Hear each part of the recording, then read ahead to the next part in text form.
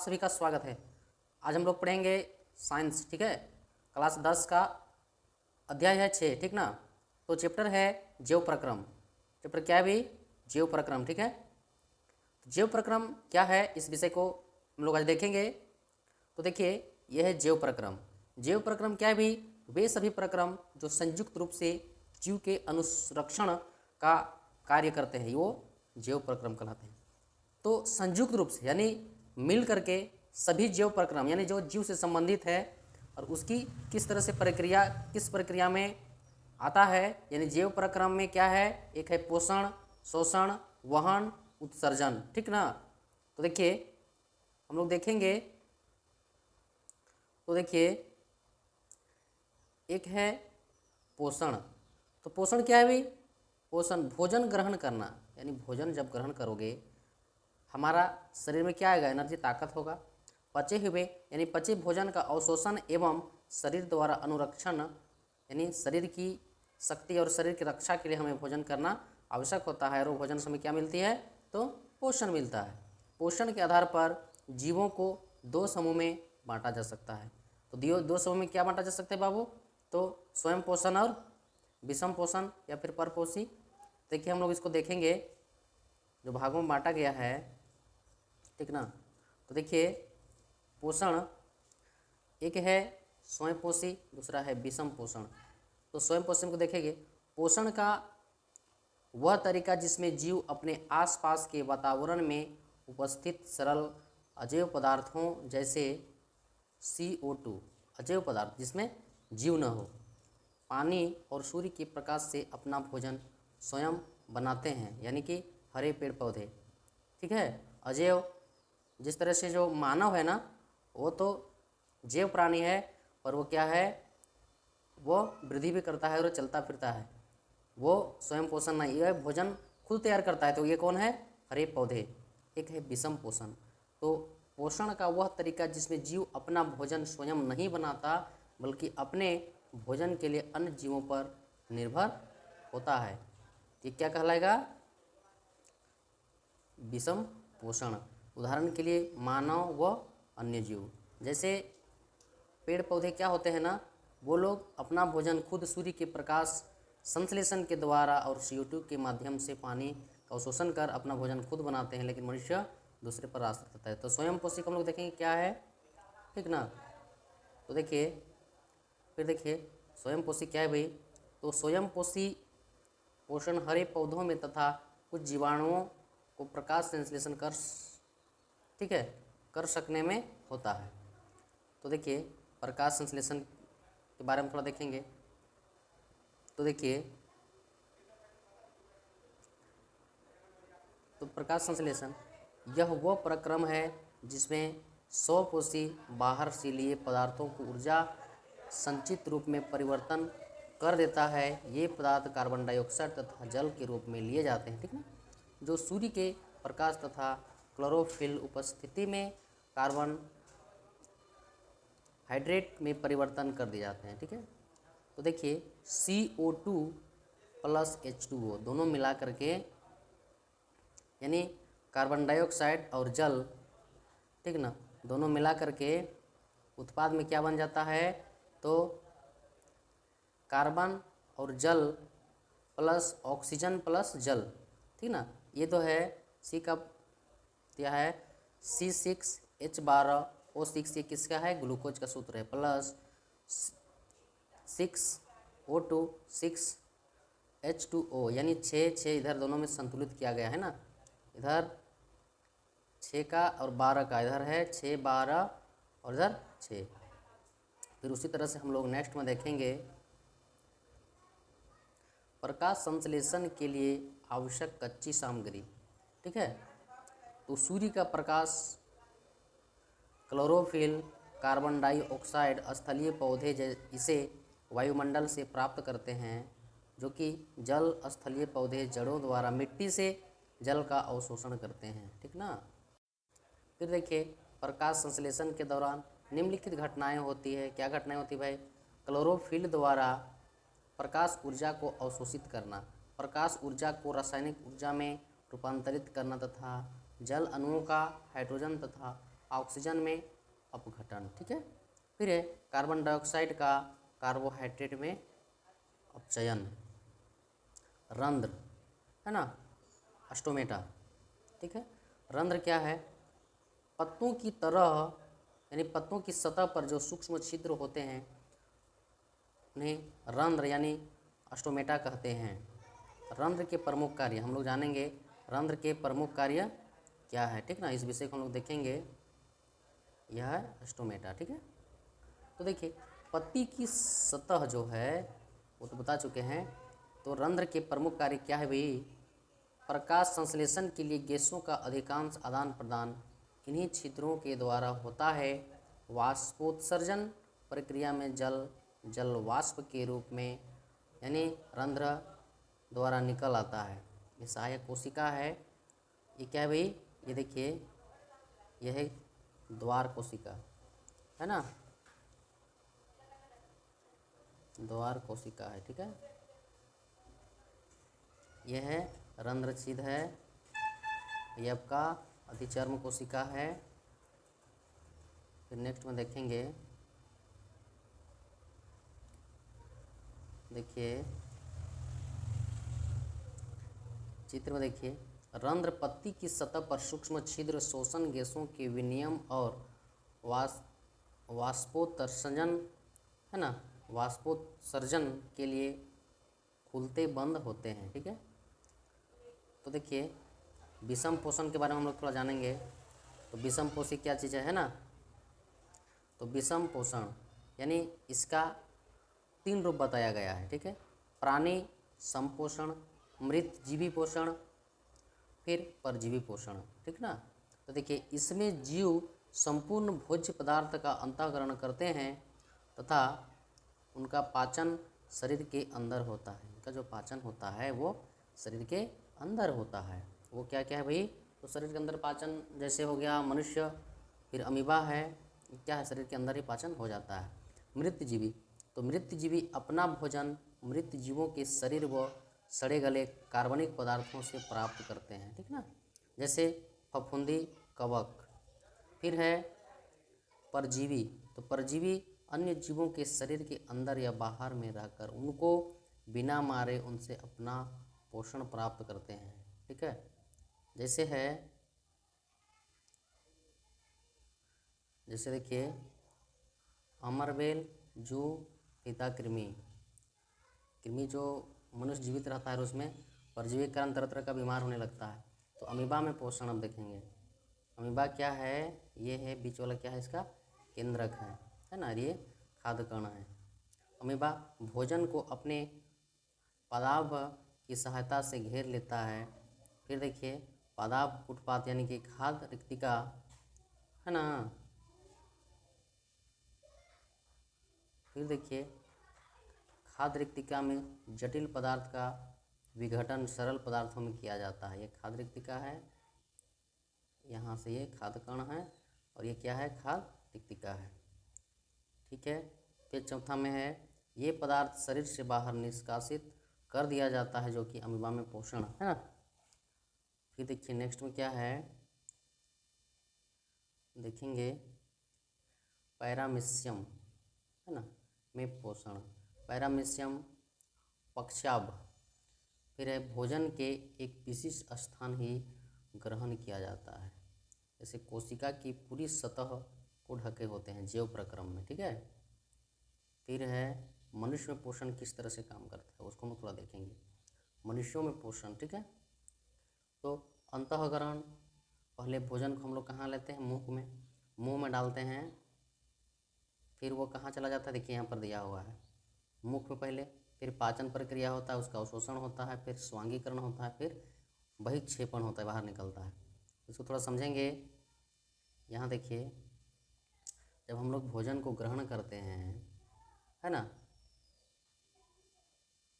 ये देखिए भोजन को मान लो जहाँ ग्रहण करते हैं तो पहले कहाँ जाता है, ये मुख में जाता है।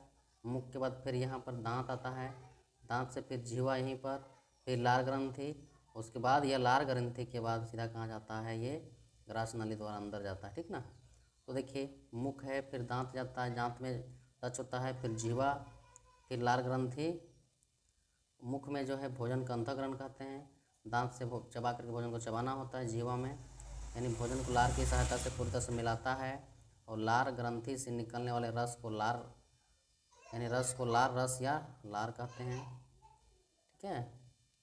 फिर देखिए स्टार्च, लार एमिलेज एंजाइम के माल्टोज को शर्करा में बदलता है। ठीक है। भोजन ग्रसिका यानी मुख से अमाशय यानी कि पेट तक, अमाशय का मतलब पेट तक ना, अमाशय मतलब पेट तक भोजन ग्रसिका की क्रमाकुचक गति यानी पेरिस्टलिटिक मूवमेंट द्वारा ले जाया जाता है।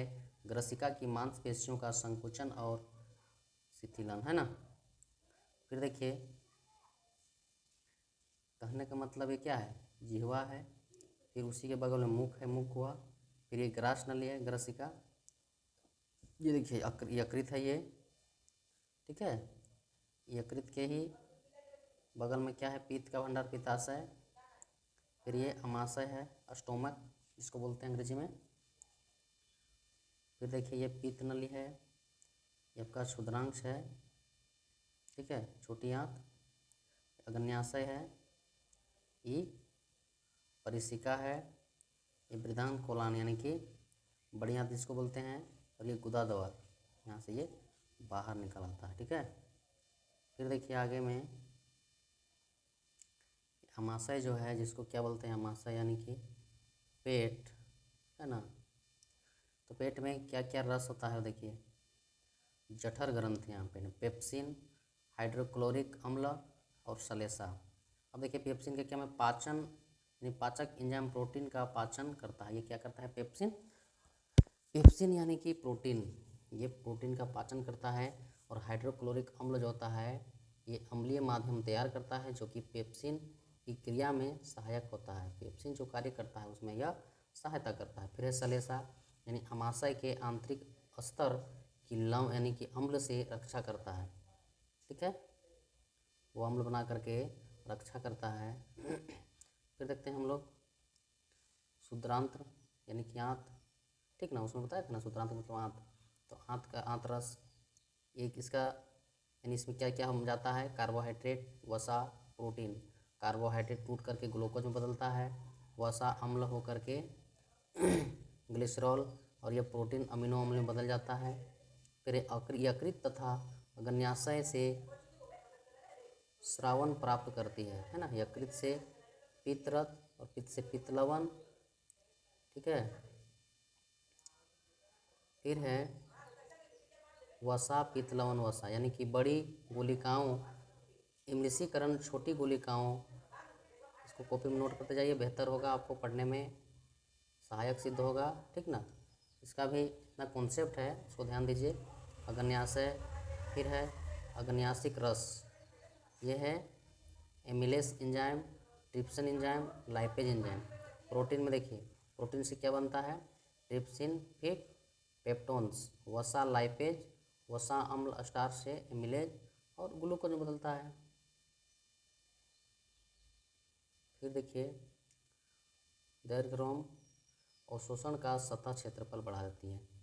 बृहदांत यानी कि बड़ी आंत यानी जल का अवशोषण मूल्य पदार्थ गुहा द्वारा शरीर से बाहर कर देता है, यानी बड़ी आंत द्वारा बाहर हो जाता है। फिर हम लोग देखेंगे श्वसन को। ठीक है। अगला पॉइंट क्या था, श्वसन यानी पोषण प्रक्रम के दौरान ग्रहण की गई खाद्य सामग्री का उपयोग कोशिकाओं में होता है जिससे विभिन्न जैव प्रक्रमों के लिए ऊर्जा प्राप्त होती है। ठीक है।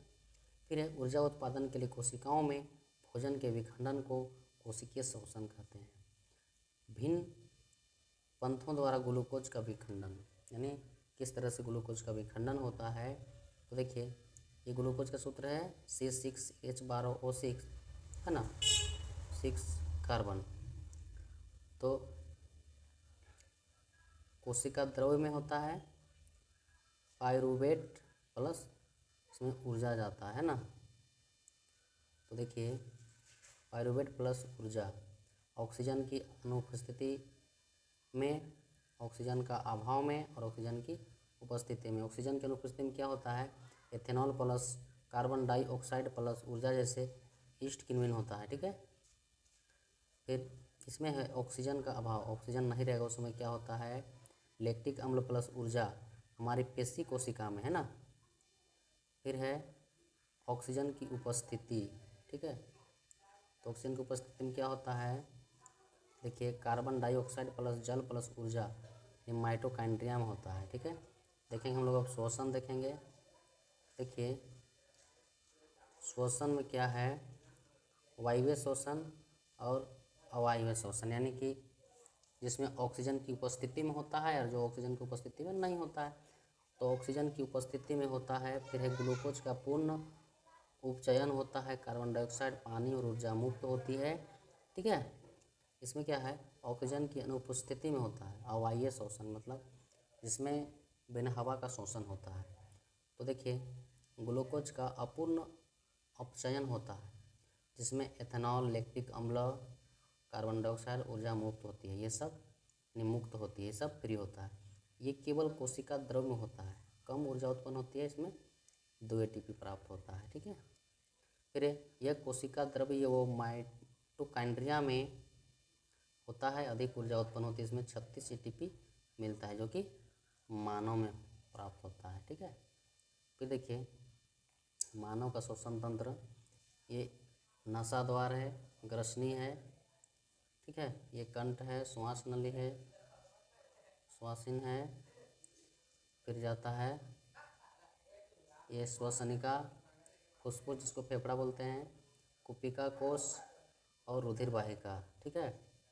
फिर देखिए यहाँ नामांकन दिया हुआ है, ये देखिए नसा यानी कि द्वार है, ये नाक का द्वार है, ये आपका मुख गुहा है, ग्रसनी है, कंठ है, ये आपका क्या है, ये श्वास नली है, ठीक है। यह है कुपिका है।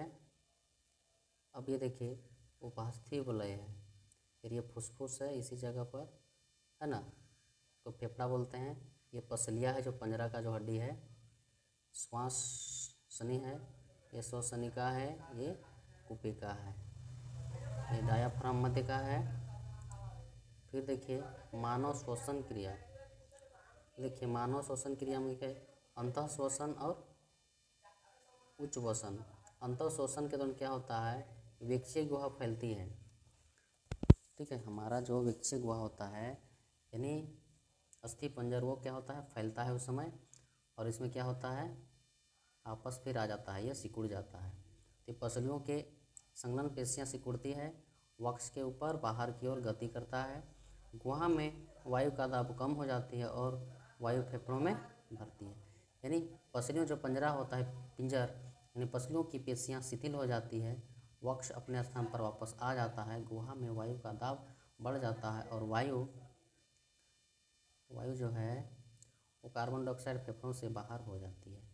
तो अंतः श्वसन श्वास द्वारा वायुमंडल से गैसों को अंदर ले जाना है, उच्छ्वसन फेफड़ों से वायु या गैसों को बाहर निकालना होता है। स्थलीय जीव क्या है, श्वसन के लिए वायुमंडल से ऑक्सीजन का उपयोग करते हैं। जो जीव जल में रहते हैं वे जल में विलेय ऑक्सीजन का उपयोग करते हैं, ठीक है। कुपिका यानी रक्त तकों के बीच गैसों का आदान प्रदान होता है। फिर देखिए वायु यानी कि ऑक्सीजन यानी O2 से समृद्ध कुपिका रक्त वाहिका, यानी खून कैसे आदान प्रदान में ऑक्सीजन RBC यानी कि रेड ब्लड सेल के साथ मिलकर HbO2 बनाती है, ठीक है। फिर CO2 के उत्पादन ऊतक में, ग्लूकोज का ऑक्सीकरण ऊतक में धमनी द्वारा ऑक्सीजन ऊतक में पहुंचाती है, ऊतक में फिर CO2 यानी कि रक्त वाहिका में CO2 का रक्त विसरण होता है, फिर CO2 का मोचन नसा द्वार से, CO2 कुपिका कोश में विसरण, रक्त वाहिका द्वारा कुपिका में विसरण द्वारा बाहर होता है, ठीक है। फिर हम लोग देखेंगे संवहन, मनुष्य में भोजन, ऑक्सीजन व अन्य आवश्यक पदार्थों की निरंतर आपूर्ति करने वाला तंत्र संवहन कहलाता है, ठीक है। देखेंगे इसमें मानव संवहन तंत्र के मुख्य अवयव इस प्रकार है, हृदय है, फिर रक्त नलिकाएं, धमनी व शिरा है। यानी धमनी व शिरा थोड़ा सा जानेंगे। धमनी क्या है, वो शुद्ध ब्लड को ले जाता है, ये ब्लड को शुद्ध करता है। और ये शिरा जो है ये अशुद्ध रक्त ले जाता है ना। वहन माध्यम रक्त को लसिका। फिर है रक्त, थोड़ा देखेंगे, ठोस अवयव रुधिर कणिकाएं हैं। द्रवीय अवयव प्लाज्मा है, इसमें जो पीले पीले रंग का तरल पदार्थ होता है प्लाज्मा, जिसमें 90% जल होता है, तथा शेष अवयव जैविक प्लाज्मा प्रोटीन जैसे एल्बुमिन, ग्लोब्यूलिन और अजैविक खनिज तत्व होते हैं। ठीक है, ये लाल कणिक श्वेत कणिक था, यानी कि लाल रक्त को बोलते हैं रेड ब्लड सेल, इसको आरबीसी, इसको डब्ल्यूबीसी है ना, वाइट ब्लड सेल। और ये रक्त यानी प्लेटलेट होता है, रक्त का थक्का बनने में सहायक होता है। इसमें कणिकाएं शरीर को रोग मुक्त करने में, ये बीमारी से लड़ने के लिए होता है डब्ल्यूबीसी। ठीक है, ये लाल रक्त का वहन हीमोग्लोबिन रक्त को लाल रंग में बनाए रखता है। ठीक है, फिर नेक्स्ट देखेंगे रक्त वाहिका, ये जो है धमनी और शिरा है। देखिए, ऑक्सीकृत रुधिर को हृदय से शरीर के विभिन्न अंगों तक ले जाती है अपवाद फुसफुस धमनी। फिर धमनी की भित्ति मोटी है ना, वो अधिक लचीली होती है, बाल भी इसमें नहीं होते हैं, ये सतही नहीं होती, ऊतकों के नीचे पाई जाती है। और शिराएँ क्या है, शिराएँ विभिन्न अंगों से अनाक्सीकृत रुधिर एकत्र करके, अनाक्सीकृत में जिसमें ऑक्सीजन नहीं होता, इसमें धमनी में ऑक्सीजन होता है, इसमें शिरा में ऑक्सीजन नहीं होता है, एकत्र करके वापस हृदय में लाती है अपवाद फुसफुस शिरा। ठीक है, शिरा की भित्ति कम मोटी वो कम लचीली होती है, इसमें बाल होते हैं, ये सतही होती है। ठीक है, फिर देखेंगे, देखिए ये फुसफुस है, इसका देखिए बनाया हुआ है, देखिए फुसफुस पे पड़े, फुसफुस धमनी भी ऑक्सीजनीकृत रुधिर होता है इसमें। देखिए ऊपर वाला, देखिए ये क्या है, ये आपका बाल्ब है। ठीक है, ब्लड इधर से नीचे जाता है और ये इधर कहाँ जाता है, पहले आता है दायां आलिंद में, बायां आलिंद में, उसके बाद वहाँ से ब्लड नीचे जाता है दायां निलय में और इधर बायां निलय में। ठीक है, प्रमुख शिरा है, डिऑक्सी रुधिर है, ये शरीर का अंग है। ठीक है, बहुत ही इजी बताया गया है, देखिए ध्यान से आप लोग। देखिए मानव शरीर में रुधिर परिसंचरण दर्शाने का रेखांकित चित्र है। मानव हृदय एक पंप की तरह होता है, ऐसा होता है पंप की तरह, जो सारे शरीर में रुधिर का परिसंचरण करता है। आलिंद की अपेक्षा निलय की पेशीय भित्ति मोटी होती है। पेशीय जो भित्ति होता है वो क्या होता है, मोटी होती है, मांसपेशी उसका मोटा होता है, क्योंकि निलय को दूसरे शरीर में अधिक रक्तचाप से रुधिर को भेजना होता है ना, उसको पंपिंग करना पड़ता है। तो देखिए महाधमनी है, ये कहने का मतलब है ये है, देखिए ये निलय है, दायां निलय, और ये आपका बायां निलय है, ये आपका आलिंद है, देख रहे हैं ना, ये आपका आलिंद है और ये आलिंद है, दायां आलिंद और बायां आलिंद। भाग में महाशिरा है, शरीर की ऊपरी परत में फुसफुस धमनी है, फुसफुस शिराएँ हैं। ठीक है, फिर देखिए मानव हृदय की अनुप्रस्थ काट, हृदय में उपस्थित बाल व रुधिर प्रवाह को उल्टी दिशा में रोकना सुनिश्चित करते हैं। लसिका एक तरल ऊतक है जो रुधिर प्लाज्मा की तरह ही है, लेकिन इसे अल्प मात्रा में प्रोटीन होते हैं, लसिका वहन में सहायक करते हैं। ठीक है, पादपों में परिवर्तन, ये है जाइलम फ्लोएम। ठीक है, तो थोड़ा देखेंगे जाइलम को। जाइलम पदार्थ पूछा जाएगा कि जाइलम क्या है, तो जाइलम तंत्र एक अवयव है जो मृदा से प्राप्त जल और खनिज लवणों का वहन करता है, जबकि फ्लोएम पत्तियों द्वारा प्रकाश संश्लेषित उत्पादों को पौधों के अन्य भागों तक वहन करता है। जड़ व मृदा के मध्य आयन सांद्रण में अंतर के चलते जल मृदा से है ना जड़ों में प्रवेश कर जाता है, तथा इसी के कारण एक जल स्तंभ निर्माण हो जाता है। ठीक है, जो कि जल को लगातार ऊपरी ओर धकेलता है। यही दाब जल को ऊंचे वृक्ष के विभिन्न भागों तक पहुंचाता है ना। इसी तरह से हमारे पेड़ पौधे हैं, इसी माध्यम से उसका जो जल का मात्रा है वो अपने जड़ से लेकर ऊपर तक पहुंचता है। यही जल पादप वायवीय भागों द्वारा वाष्प के रूप में वातावरण में विलीन हो जाता है। यह प्रक्रम वाष्पोत्सर्जन होता है। ठीक है, इस प्रक्रम द्वारा पौधों को निम्न रूप में सहायता मिलती है। तो किस रूप में सहायता मिलती है इसको थोड़ा देखेंगे। देखिए, जल के अवशोषण एवं जड़ के पत्तियों जल तथा विलय खनिजों लवण की ऊपरी मुखी गति में सहायक, पौधों में ताप विद्यमान के सहायक होते हैं। ठीक है, भोजन तथा दूसरे पदार्थों का स्थानांतरण पौधों में कैसे होता है, तो देखिए प्रकाश संश्लेषण के विलय उत्पादनों का वहन स्थानांतरण कहलाता है, जो कि फ्लोएम ऊतक द्वारा होता है। ठीक है, स्थानांतरण पत्तियों से पौधे के शेष भागों में ऊपरी मुखी तथा अधोमुखी दोनों दिशाओं में होता है ना, इसको थोड़ा ध्यान देना है। तो देखिए फ्लोएम द्वारा स्थानांतरण ऊर्जा के प्रयोग से पूरा होता है। अंततः सुक्रोज फ्लोएम उत्तम में एटीपी ऊर्जा से परासरण बल द्वारा स्थानांतरित होता है, ठीक है। मानव उत्सर्जन, हम लोग भोजन ग्रहण करते हैं, भोजन करते हैं, पचने के बाद जो मल के रूप में मल पदार्थ निकल जाता है बाहर, उस विषय पर देखेंगे। उस जीव प्रक्रम जिसमें जीवों में उपचायी यानी क्रियाओं में जनित हानिकारक नाइट्रोजन युक्त पदार्थों का निष्कासन होता है, वो क्या कहते हैं, उत्सर्जन कहते हैं। एक कोशिकीय जीव अन्य उपशिष्ट पदार्थों को शरीर के सतह से जल में विसरित कर देते हैं, है ना। मानव उत्सर्जन तंत्र में उपस्थित अंग निम्न प्रकार से है। और किडनी को देखेंगे हम लोग, ठीक है, जिसको वृक्क बोलते हैं, ठीक है। देखिए मानव उत्सर्जन तंत्र में देखिए एक जोड़ा वृक्क है किडनी, एक जोड़ा मूत्रवाहिनी, एक मूत्राशय है और एक मूत्र मार्ग है जिसके माध्यम से मूत्र निकल जाता है। तो वायु वृक्क धमनी है ये वाला, ठीक ना। फिर बायां वृक्क है, वायु वृक्क शिरा है, महाधमनी है, फिर वायु मूत्रवाहिका है, महाशिरा है और फिर मूत्राशय है। देखिए ये तो मूत्र मार्ग द्वारा मूत्र बाहर निकल आता है, ठीक है। फिर है वृक्क में मूत्र बनने के बाद मूत्र वाहिनी से होता हुआ मूत्राशय एकत्रित होता है। मूत्र बनने के उद्देश्य उदर में, है ना, वजर या यानी हानिकारक अपशिष्ट पदार्थों को छानकर बाहर करना है। फिर वृक्क में मूत्र का निर्माण प्रक्रिया, तो वृक्क की संरचना वो क्रियात्मक इकाई है वृक्काणु नेफ्रॉन कहलाती है ना। वृक्काणु के मुख्य भाग इस प्रकार से है जो हम लोग देखेंगे। पहला है कोशिका गुच्छ ग्लोमेरुलम प्लस, ये पतली भित्ति द्वारा रोधित कोशिकाओं का गुच्छा है। दूसरा है बोमन संपूर्ण, फिर है नलिकाकार भाग संग्राहक वाहिनी।